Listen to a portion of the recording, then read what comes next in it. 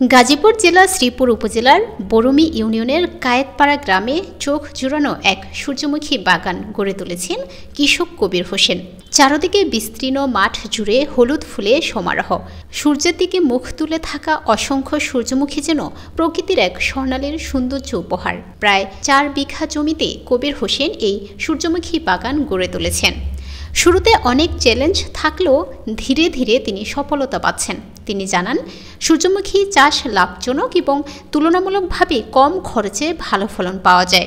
প্রাকৃতিক সৌন্দর্যে ভরপুর এই বাগান এখন পর্যটকদের আকর্ষণের কেন্দ্রবিন্দু হয়ে উঠেছে।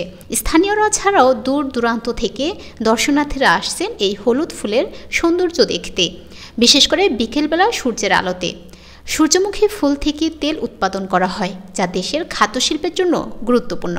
পাশাপাশি এর চাষ মধু উৎপাদনেও সহায়ক ভূমিকা রাখে।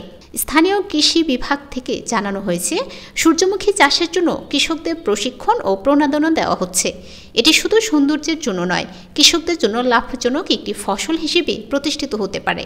শ্রীপুরের কায়েতপাড়ার এই সূর্যমুখী বাগান এখন সৌন্দর্য ও সম্ভাবনার এক নতুন দিগন্ত খুলে দিয়েছে।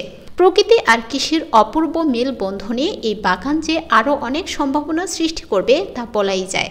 এ বিষয়ে শ্রীপুর উপজেলার কৃষি কর্মকর্তা কৃষিবিদ সুমাইয়া সুলতানা বলেন, সূর্যমুখী চাষে কৃষকদের উদ্বুদ্ধ করতে প্রদর্শনী হিসেবে বিনামূল্যে বীজ ও সার দেওয়া হয়েছে। কৃষকদের স্বাবলম্বী করতে সূর্যমুখী ফুল চাষে উৎসাহিত করা হয়েছে। যদি সফল হওয়া যায়, আগামীতে সূর্যমুখী চাষ অনেক বাড়বে। সূর্যমুখী একটি তেল ফসল হিসেবে বাংলাদেশে চাষ করা হচ্ছে। সূর্যমুখী তেল ঘিয়ের বিকল্প হিসেবে ব্যবহৃত হয়। এই তেল অন্যান্য ভোজ্য তেল থেকে ভালো এবং হৃদরোগীদের জন্য বেশ উপকারী। এবছর শ্রীপুর উপজেলায় প্রদর্শনী হিসেবে গাজীপুর বিখ্যাত।